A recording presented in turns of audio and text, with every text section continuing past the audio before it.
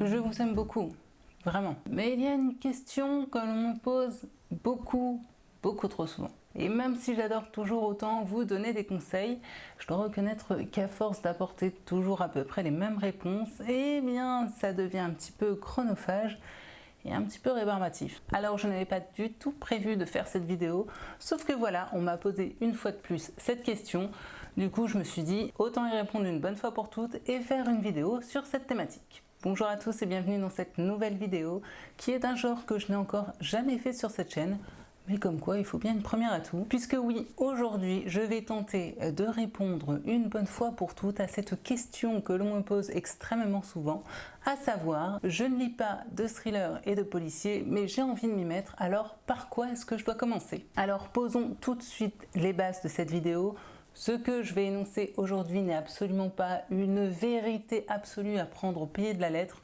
Ce ne sont que des conseils qui ressortent de mon propre passé de lectrice, de mes propres lectures. Et en plus de ça, les romans que je vais vous présenter aujourd'hui sont une liste non exhaustive de ce par quoi je préconiserais de commencer ce genre de littérature. En bref, c'est pas impossible que je fasse un petit update de cette vidéo d'ici un an et demi. Ah oui, parce que d'ici là, forcément, j'aurai lu d'autres choses et peut-être que j'aurai de nouveaux titres à rajouter. Alors, autre point que je tiens tout de suite à mettre au clair, oui, dans cette vidéo, je vais parler d'auteurs que l'on pourrait qualifier d'assez commerciaux, d'assez grand public. Donc aujourd'hui, exit les Franck Buis, Fred Vargas, Maud Tabachnik et consorts.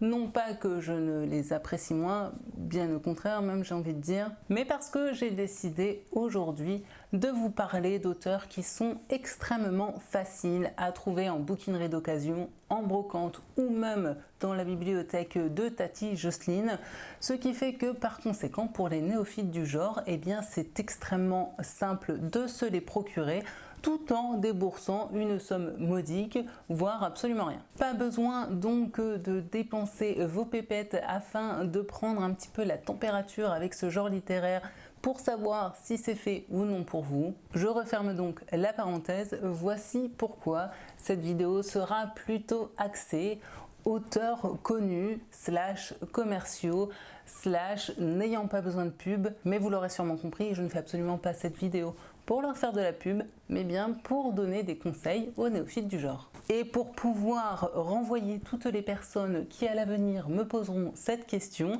vers cette vidéo. Parce qu'une fois de plus, même si je vous apprécie énormément, faire le perroquet, c'est pas vraiment un but pour moi dans la vie. Alors, bien souvent, lorsque l'on me pose cette question, par quoi dois-je commencer pour découvrir les romans policiers ou les thrillers?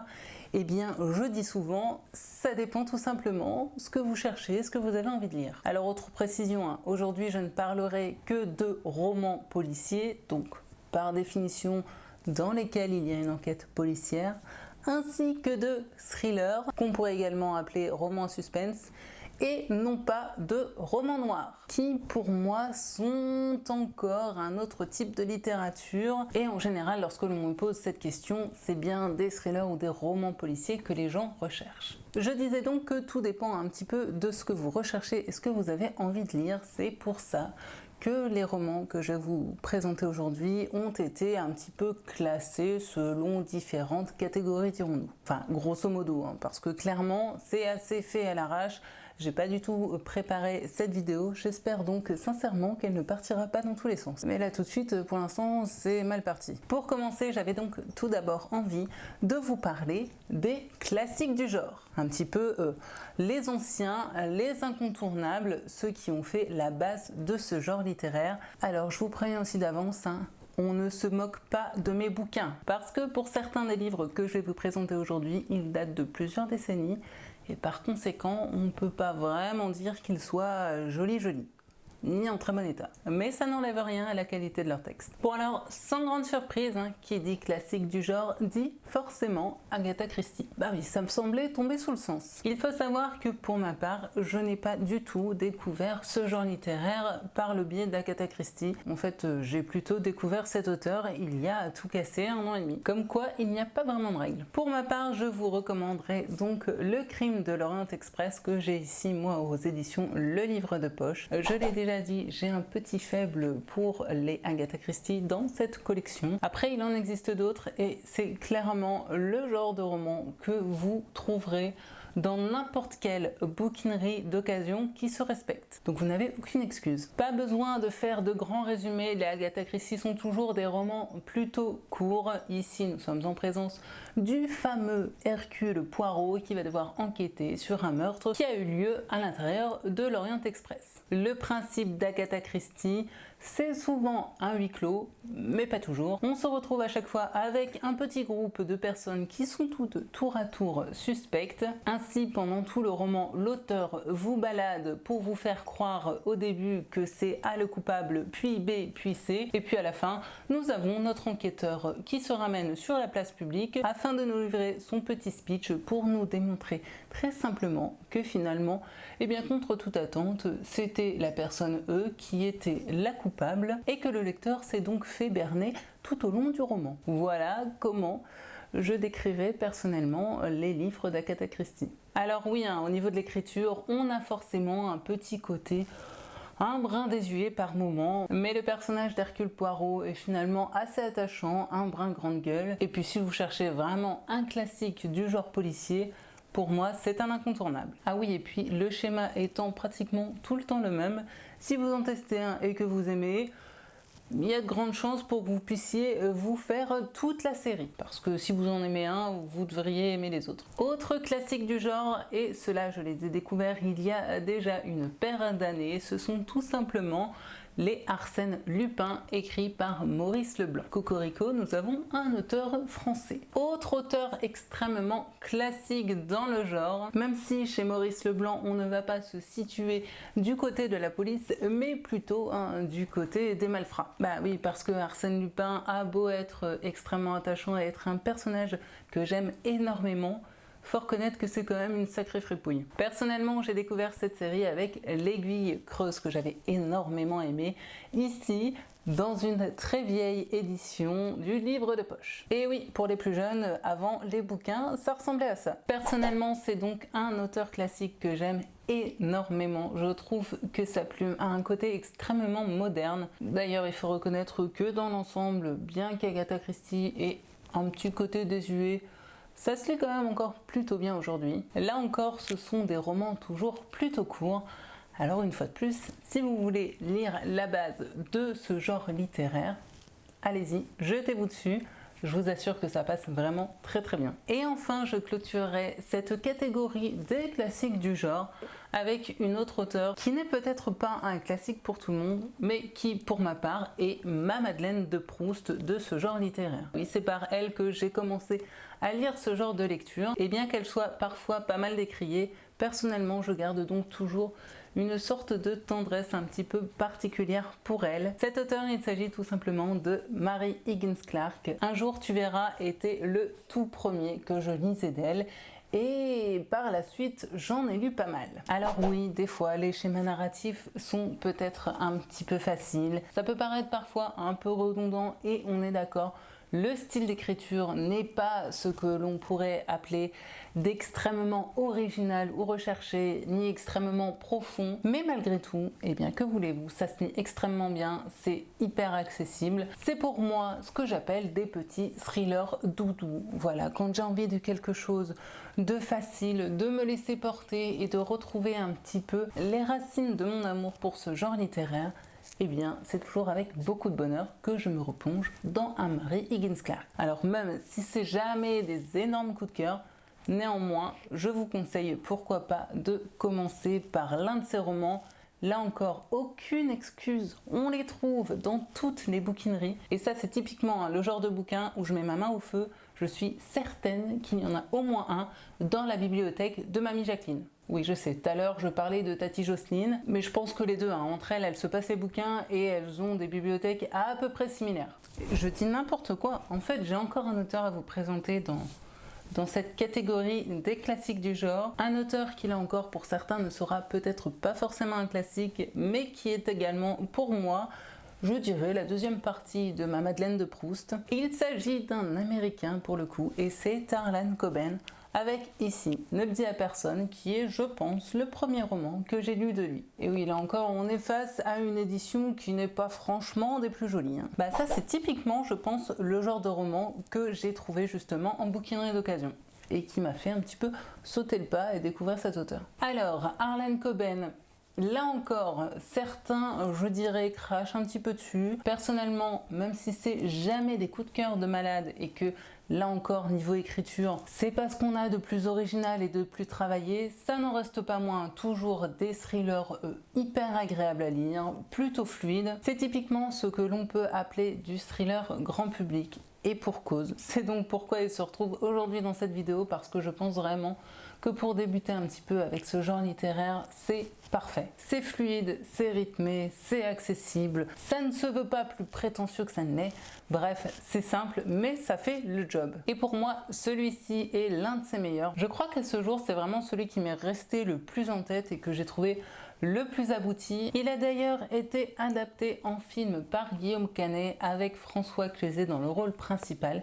Un film que là encore d'ailleurs j'avais plutôt bien aimé. Alors stop aux préjugés, moi je dis Harlan Coben pour découvrir les thrillers, ça me paraît être plutôt un bon choix. Seul petit warning, attention, Harlan Coben a écrit pas mal de séries dont entre autres la série sur Myron Bolitar je crois, qui est un personnage qui gravite plutôt dans le monde du sport. Donc peut-être avant de tester l'un de ses romans, renseignez-vous s'il ne fait pas partie de l'une de ses sagas et peut-être renseignez-vous sur la saga en question, parce que de l'une à l'autre, eh bien, vous allez peut-être avoir des thématiques qui vous intéresseront ou non. J'avais ensuite envie de vous parler d'autres policiers et thrillers qui sont, dirons-nous, plutôt grand public, mais qui sont des auteurs étrangers. Des titres que pour ma part, je trouve extrêmement efficaces et addictifs, et je suis donc certaine qu'ils plairont au plus grand nombre. Pour ceux qui connaissent la chaîne, le premier roman que je vais vous présenter ne vous étonnera absolument pas, puisqu'il s'agit tout simplement d'Amstramgram de M.J. Arledge aux éditions ici 10-18. M.J. Arledge, je l'ai découvert il y a 2 ans et depuis, c'est un petit peu l'amour fou. Alors là encore, je dois avouer que c'est pas forcément l'auteur absolument waouh qui va proposer des récits hyper profonds, etc. Mais je sais pas, avec moi, ça le fait à chaque fois. Alors oui, j'ai un petit faible pour les auteurs anglais. Il y a peut-être un petit peu de ça, mais même sans prendre en considération mes goûts personnels, pour moi, c'est véritablement un auteur qui a tout compris dans le genre. Un auteur qui se sert toujours du même schéma narratif ou à quelque chose près. Une construction donc qui pour certains pourrait paraître un peu rébarbative, mais il faut se rendre à l'évidence, c'est une construction qui fonctionne. M.J. Arledge, c'est donc la saga avec son personnage aujourd'hui assez célèbre d'Ellen Grace, qui est une flic assez solitaire, pas forcément très bien dans sa peau, qui n'hésite pas parfois à sortir des sentiers battus, quitte à se prendre un petit peu les revers de balles dans la tronche. Un personnage que personnellement j'aime énormément, que l'on retrouve du coup toujours en trame de fond dans sa saga, même si chacun des tomes porte sur une enquête différente. Donc pour le coup, je vous conseille vraiment, si vous le pouvez, de lire cette saga dans l'ordre, en commençant donc par Amstramgram, qui est, vous l'aurez compris, le tout premier tome. C'est un auteur que l'on trouve peut-être un petit peu moins en bouquinerie d'occasion, encore que c'est pas totalement impossible. Vous l'aurez compris, on est ici vraiment avec du roman policier moderne, hyper addictif, hyper rythmé, avec des chapitres toujours extrêmement courts. Ça se bouffe à une vitesse. Voilà, pour moi c'est vraiment une valeur sûre. D'ailleurs, je connais vraiment très peu de personnes qui n'ont pas aimé. Ça peut arriver, hein. Attention, je ne dis pas que ce sera carton plein 100%, mais en attendant, il faut reconnaître quand même qu'en général, ça plaît plutôt bien. Dans le même genre, mais beaucoup plus au nord de l'Angleterre, nous avons Jussi Adler-Olsen avec sa saga du département V. Et ici donc le premier tome qui s'appelle Miséricorde aux éditions Le Livre de Poche. Bon alors le département V, là encore c'est clairement du policier, puisque l'on va suivre un flic qui s'appelle Karl Mork, qui va gentiment être un petit peu mis au placard suite à une sorte de bavure dans une enquête et qui va se retrouver propulsé à la tête du département V, qui est un département de police plus que restreint niveau effectif, qui va avoir pour but de rouvrir des cold cases et si possible d'y mettre un point final. Alors peut-être que comme moi vous aurez un petit peu de mal au début avec le personnage de Karl Mork, mais je vous assure qu'au fur et à mesure de la saga, je le trouve de plus en plus finalement attachant et agréable. La plupart des romans de cette saga sont toujours à peu près des petits pavés, mais vraiment ne prenez pas peur en les voyant parce que là encore ça se bouffe littéralement. La plupart des auteurs que je vous présente aujourd'hui sont vraiment des auteurs qui ont tous une plume, je ne sais pas comment ils font, extrêmement fluide, hyper addictive, ce qui fait que même quand ils nous pondent des petits dictionnaires, et ben on les voit pas passer. D'où le fait, je pense, qu'ils pourront plaire au plus grand nombre. En plus de ça, ici, on se retrouve avec un auteur danois. Ça pourra peut-être du coup vous faire également mettre un premier pas dans la littérature policière et thriller des pays nordiques. Et puis autre point qu'il faut vraiment souligner, je dirais que ici par rapport par exemple à du Amstramgram, avec Jussi Adler-Olsen, on a quand même des romans policiers avec une certaine dose d'humour. En tout cas moi c'est vraiment comme ça que je le ressens. Par rapport à un M.J. Erlich qui va être beaucoup plus sérieux dans l'écriture de ses personnages. Ici, on a quand même parfois de l'humour à la limite du potache. Faut juste le savoir avant de commencer. Si vous souhaitez un policier hyper addictif, plutôt bien rythmé, dans les pays nordiques, mais qui se prend pas tout à fait au sérieux, alors il n'y a pas de raison. Je pense que la série du département V devrait tout à fait vous correspondre. Et en plus, si vous accrochez avec les bouquins, sachez que là également, ils ont été adaptés en série. Une série que personnellement, je trouve extrêmement bien réalisée, mais qui n'a pas grand chose à voir avec l'âme finalement des bouquins. Là encore, ce n'est que mon humble avis. Bon, je vais essayer d'enchaîner parce que je crois que sinon cette vidéo va être beaucoup trop longue. J'avais ensuite envie de vous présenter d'autres romans du genre extrêmement addictif et peut-être un brin plus original. Tout d'abord, j'avais envie de vous parler d'un auteur dont je vous ai très peu parlé sur cette chaîne. Je crois que je vous en ai seulement parlé à mes débuts et pour cause, j'ai lu pas mal de ses livres avant d'ouvrir cette chaîne, mais c'est malgré tout un auteur que j'aime tout particulièrement, dont j'ai tout lu, ou presque. Je crois qu'il y a seulement 2 titres que j'ai pas encore lu à ce jour. Et il s'agit tout simplement de Dan Brown, et ici je vous présente Inferno aux éditions Le Livre de Poche, qui est, à l'heure actuelle, mon préféré de cet auteur. Alors, Dan Brown, ce n'est pas du policier. On est vraiment ici dans du roman à suspense. Et je tiens à corriger une idée un petit peu préconçue qu'on se fait en général sur cet auteur, parce que j'entends souvent dire Dan Brown, c'est du roman ésotérique. Non, pas que. Alors bien sûr, on a souvent cette idée de Dan Brown suite à Da Vinci Code, parce que forcément dedans il y a beaucoup de questions de religion et effectivement il a certains de ses romans qui se penchent sur des questions de religion, mais ce n'est pas le cas de tous ses romans. Et typiquement dans Inferno, c'est pas le cas. Ce que j'aime chez Dan Brown, c'est que c'est un de vulgarisateur. Dans chacun de ses romans, il choisit toujours des grandes thématiques, finalement des grandes questions, que ce soit du coup des questions d'ordre religieux, des questions d'ordre scientifique, des questions d'ordre éthique pour certaines. Alors oui, dit comme ça, certains d'entre vous ont peut-être s'imaginer une littérature un petit peu prétentieuse ou élitiste. Ce n'est absolument pas le cas. Enlevez-vous ça tout de suite de la tête. L'écriture de Dan Brown est là encore hyper addictive, hyper bien rythmée. Croyez-moi, jamais on ne s'ennuie en lisant l'un de ses bouquins. Là encore, hein, on est toujours sur des petites pavasses, mais pour chacun d'entre eux, j'ai pas vu les pages passer. En général, avec cet auteur, on est toujours embarqué dans un rythme effréné. C'est souvent basé sur une sorte de course-poursuite, hein. Il est toujours question un petit peu de réussir à faire quelque chose dans un certain temps imparti. D'ailleurs, la plupart de ces romans qui sont des bricasses, finalement, ne se déroulent que sur quelques jours. Alors par contre, attention, hein, on connaît beaucoup sa série sur les Robert Langdon. ce qui est le cas avec par exemple Inferno, qui est pour moi clairement le meilleur personnage que Dan Brown ait pu écrire, mais attention, hein, il a également des romans un petit peu, je dirais, hors série, ou en tout cas hors de la série Robert Landon, qui sont également intéressants, mais avec lesquels personnellement j'accroche peut-être un petit peu moins. Donc vraiment, si vous voulez découvrir cet auteur, je vous recommande de débuter avec l'un des romans de la série Robert Landon. Et là, pour le coup, je trouve qu'il n'y a pas forcément besoin de les lire dans l'ordre. Et si ce roman-ci est mon préféré de l'auteur, c'est qu'il y pose des questions, en tout cas vraiment une question qui est, j'ai envie de dire, quelque part, malheureusement, plus que jamais à l'ordre du jour. C'est aussi un roman qui, là encore, a été adapté au cinéma. Le film est très bon. Par contre, c'est du film américain, ce qui fait que la fin est complètement différente de celle du roman et que dans le film, on a du coup une fin vachement plus consensuelle, dirons-nous, que celle proposée par Dan Brown. Par conséquent, même si vous avez vu le film, je vous recommande vraiment chaudement de lire ce bouquin. Ah oui, et pour vous dire à quel point ce mec est quand même hyper balèze, c'est qu'il faut savoir qu'à la base, j'ai tout de même un cerveau plutôt réfractaire, disons-le clairement, aux mathématiques et aux sciences.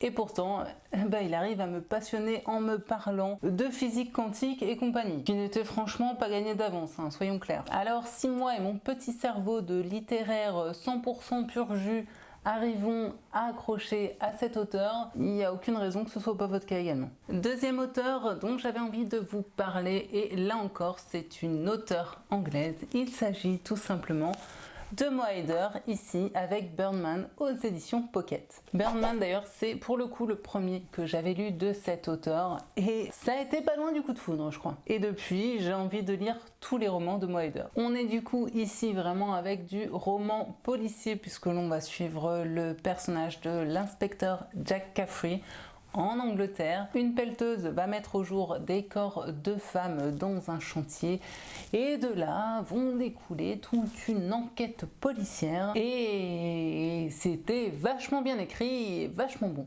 Alors Bruno Corti du Figaro littéraire nous dit digne du chef-d'œuvre Dragon Rouge. Bon Bruno, faut peut-être pas déconner non plus, Thomas Harris et Moa Heider non, je trouve rien à voir. Mais là où je suis d'accord, c'est que les deux, chacun dans leur genre, sont plutôt très bons et très addictifs. Là aussi, ça se lit très facilement, c'est hyper fluide.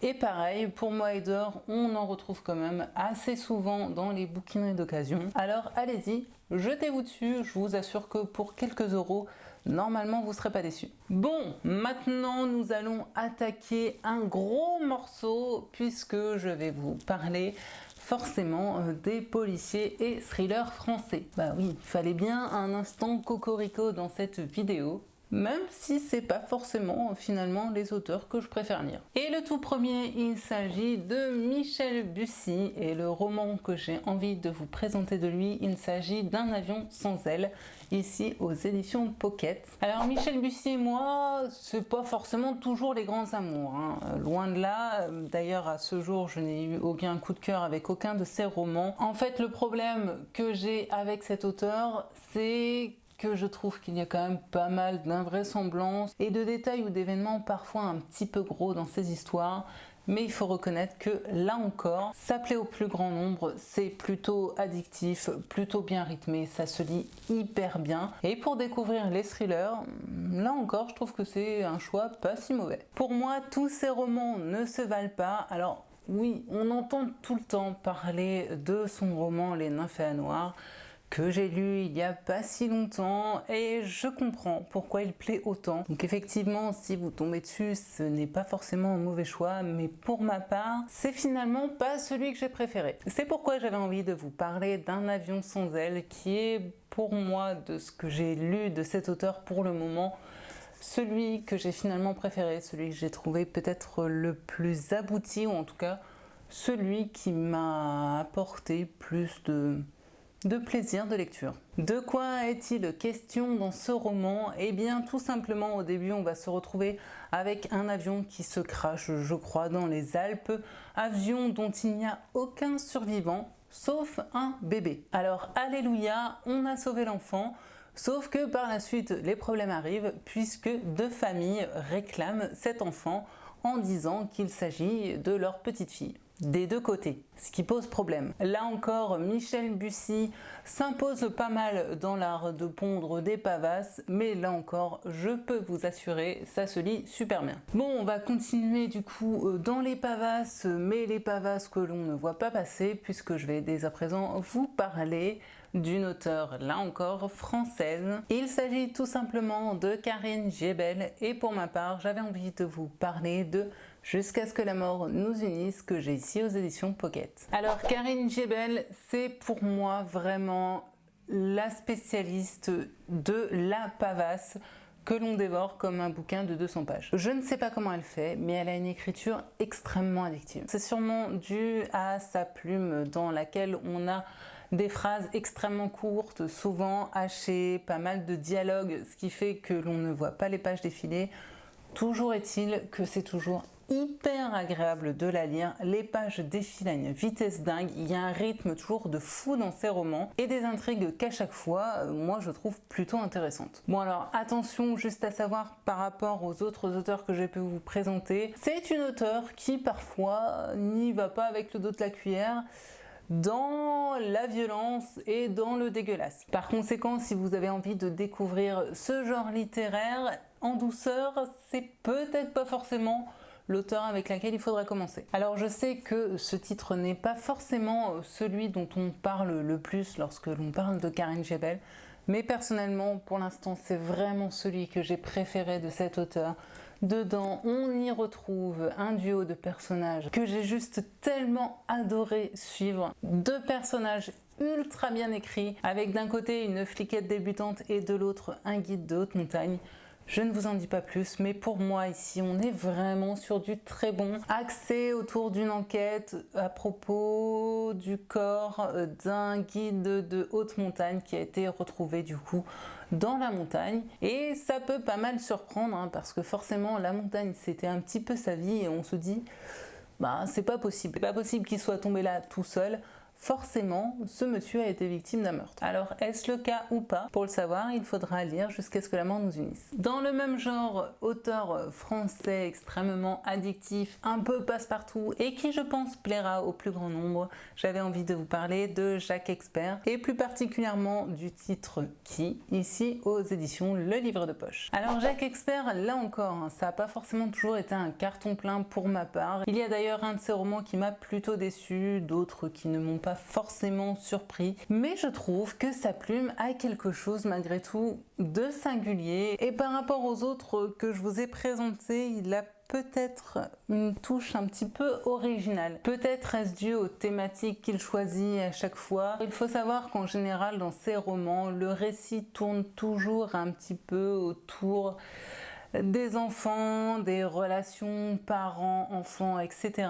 Et d'ailleurs, dans ce roman-là, le point de départ, c'est tout simplement l'assassinat d'une petite fille qui a eu lieu, je crois, il y a de ça 20 ans ou 10 ans, bref, je ne sais plus, une petite fille en tout cas que l'on a retrouvée malheureusement morte et violée dans une forêt. On n'a jamais réussi à choper le salopard qui avait fait ça, sauf que voilà, 10 ans après, eh bien, une émission de télé va revenir sur ce fait divers. Et dans ce roman-là, on va suivre tout simplement le déroulé d'une soirée du point de vue de différents protagonistes qui ont à l'époque gravité autour de cette affaire. Une soirée qui prend place durant toute la durée de cette émission. Et on le sait dès le début, voilà, à la fin de cette émission et donc à la fin du roman, on saura enfin qui est le coupable qui à l'époque a tué cette petite fille. Et j'avais trouvé ce roman vraiment très bon. Alors ce que je reproche souvent à Jacques Expert, c'est qu'il a parfois des personnages un petit peu caricaturaux. Ici, c'est encore un petit peu le cas, mais néanmoins, j'ai trouvé que l'intrigue était franchement bien menée. Il a su me faire douter tout au long de la lecture en me disant « Ah oui, c'est lui le coupable !» Ah bah finalement non, c'est peut-être lui. Bref, je me suis clairement laissée mener par le bout du nez et ça pour mon plus grand plaisir. Et même si je n'ai pas tout lu de Jacques Expert, pour l'instant, c'est le roman que je trouve personnellement le plus original et le plus abouti. Et là encore, c'est un auteur que l'on trouve très facilement en bouquinerie d'occasion, donc vous ne perdrez pas grand chose à l'essayer. On dirait que je parle d'une paire de chaussures. Je me fatigue des fois, je me fatigue. Alors si je dis auteur français, il y a forcément un auteur qui va, je pense, venir dans l'esprit d'à peu près tout le monde. J'étais donc obligée d'en parler. Et je le fais d'ailleurs avec beaucoup de plaisir parce que personnellement, même si c'est un auteur qui ne fait pas l'unanimité, c'est un écrivain que moi j'apprécie plutôt pas mal. Voire vraiment, vraiment beaucoup pour certains de ses romans. Et cet auteur, il s'agit... Eh bien oui, de Franck Thilliez. Et en plus, à la base, il est originaire du Nord, ce qui en soi n'apporte rien à son écriture, mais j'avais envie de le souligner. Si je devais résumer Franck Thilliez, je dirais que c'est vachement chouette. Là encore, c'est bien écrit, c'est fluide, les thématiques sont en général hyper intéressantes. Lui aussi, il a un côté un petit peu vulgarisateur, il a toujours aussi des thématiques un peu scientifiques, médicales ou autres, enfin ça gravite un petit peu toujours autour de ça, mais une fois de plus, moi qui ai pourtant un cerveau à la base hyper réfractaire à ce genre de thématiques, avec lui ça passe tout seul. Si vous ne le savez pas, là encore attention avec Franck Thilliez puisqu'il a certaines sagas. Des sagas qui pour le coup sont clairement des sagas policières puisqu'il y en a une qui concerne le personnage de Franck Charcot qui est un flic parisien il me semble, et de l'autre côté le personnage de la fliquette Lucie Hennebel qui est elle pour le coup une flic ch'ti, en tout cas pour là où je m'en suis arrêtée dans la saga. Deux personnages qui, je le sais d'ailleurs, à un moment ou à un autre vont se rencontrer. Bref, on a une sorte de fusion de deux sagas et je trouve ça plutôt original et plutôt sympathique. Je vous recommanderais donc plutôt, si vous le pouvez, de commencer par un de ces one-shots. Pour ma part, je l'avais découvert avec Vertige, que j'avais énormément aimé. J'avais entendu pas mal de choses sur Franck Thilliez, des commentaires du genre « c'est hyper commercial, on en parle beaucoup et sans forcément de raison parce que c'est pas terrible ». Et bien, personnellement, en ressortant de cette lecture, j'ai été plutôt subjuguée, plutôt conquise et j'ai eu vraiment envie de découvrir cet autre roman. Comme quoi, une fois de plus, ça prouve bien qu'écouter les on-dit, c'est pas forcément une bonne idée. Vertige, c'est l'histoire d'un huis clos, une histoire avec 3 ou 4 hommes qui se retrouvent au fond d'une crevasse, chacun enchaîné dans un coin, dirons-nous, de cette grotte glacée. Ils ne savent pas comment ils sont arrivés là, ils ne savent pas s'ils ont quelque chose en commun. Vous voyez un petit peu le genre d'ambiance à la fois hyper oppressante, hyper mystérieuse, et avec certains passages qui me reviennent là tout de suite en tête, un poil dégueu. Après, j'avoue que je ne suis pas certaine que Vertige soit le plus grand public de ces romans, dirons-nous. Donc je recommanderais peut-être plutôt de commencer avec Puzzle, qui est un autre de ces one-shots, qui a pour thématique une sorte de chasse au trésor, dirons-nous, qui va se passer en grande partie dans un hôpital psychiatrique. J'essaye vraiment de vous résumer ça en moins de phrases possibles et c'est le mieux que je puisse faire. Autre auteur français que là encore vous risquez de trouver dans pas mal de bouquineries et qui peut également être pourquoi pas une bonne porte d'entrée dans le genre policier. Il s'agit tout simplement de Bernard Minier et j'ai ici le tout premier tome de sa saga avec le flic Martin Servaz. Ça vient de me faire tilt là d'un coup. Un premier tome qui là encore se situe dans un univers, vous l'aurez deviné avec cette couverture et ce titre extrêmement glacé, puisque on va suivre une enquête dans un hôpital psychiatrique qui se trouve au fin fond, là encore, des Alpes il me semble. Je dis hôpital psychiatrique mais pas seulement, puisque l'on va suivre finalement un petit peu la vie de tout le village autour de cet hôpital. Village dans lequel des événements étranges vont se dérouler. Je vous en dis pas plus. Là encore, c'est de la bonne pavasse, mais je vous jure, il faut pas en avoir peur. Vraiment, c'est promis. Bernard Minier, là encore, c'est un auteur que j'ai parfois beaucoup aimé et parfois presque détesté. J'ai beaucoup aimé Glacé, mais je me souviens avoir eu quand même un gros problème avec son autre roman, Une putain d'histoire, parce que beaucoup trop d'invraisemblance, mais je le sais, je peux parfois être un petit peu chiante, et si vous êtes des gros noobs dans le genre thriller et roman policier, je pense que ça ne vous posera pas de problème et que vous risquez fort d'être embarqué dans cette espèce là encore de rythme effréné que propose Bernard Minier. En fait, s'il y a bien un point commun, j'ai envie de dire, à tous les auteurs que je vous ai présentés aujourd'hui, c'est que ce sont tous des romans avec une plume hyper addictive, des romans hyper rythmés. Bref, des histoires dans lesquelles on ne s'ennuie pas, où les pages défilent, et à mon avis, c'est clairement ça qui plaît finalement au plus grand nombre. Même si parfois c'est peut-être un petit peu au détriment de la construction des personnages, de la mise en place de l'intrigue ou de la résolution de l'enquête. Mais une fois de plus, je suis là aujourd'hui pour faire une vidéo qui vous permettra de mettre un premier pied dans ce genre littéraire. Par conséquent, je pense vraiment que c'est ce type de titre qui risque de vous donner envie d'en lire d'autres et de peut-être creuser un petit peu plus loin dans ce genre littéraire et vous amener vers des lectures peut-être un petit peu plus pointues, un petit peu moins connues, mais ça on en reparlera si vous voulez dans une autre vidéo. Et je vais enfin clôturer cette vidéo spéciale parce que je trouve que je parle beaucoup trop, beaucoup trop, comme quoi j'aurais peut-être dû finalement préparer un petit peu cette vidéo parce que pour le coup j'ai vraiment l'impression d'être partie dans tous les sens. Terminons du coup avec là encore un auteur français que personnellement j'aime énormément. Et là encore, on est vraiment avec une saga policière. Il s'agit d'Olivier Norek avec ici sa trilogie sur son personnage de flic de Victor Coste, qui est une trilogie que j'aime énormément, que je trouve hyper bien réussie, qui en plus de ça monte vraiment crescendo. Voilà, déjà le premier tome est très bon. Mais alors le dernier, pour moi, c'était l'apothéose. Nous avons donc le premier tome qui s'appelle Code 93, qui est édité aux éditions Pocket, suivi du tome 2 qui s'intitule Territoire, pour terminer avec Sur Tension, qui personnellement fut un énorme coup de cœur. Ce que j'aime tout particulièrement dans cette trilogie, c'est déjà le ton d'Olivier Norek.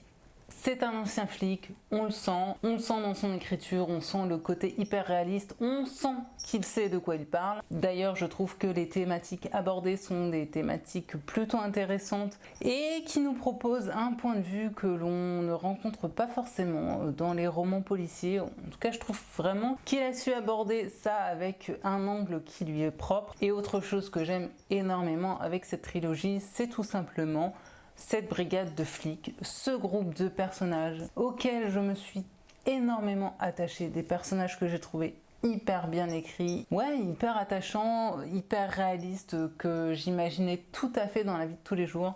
Bref, si vous voulez du roman policier français bien écrit, qui se lit pas d'ailleurs, qui se bouffe littéralement, qui là encore va vous embarquer, pour moi, il faut découvrir Olivier Norek. Bon, eh bien, je n'ai plus de salive. J'ai l'impression d'avoir parlé pendant une éternité. Et oui, vu l'heure, ça fait à peu près 1h30 que je tourne. Décidément, il va falloir que je cut à mort en faisant le montage. Une vraie partie de plaisir en perspective.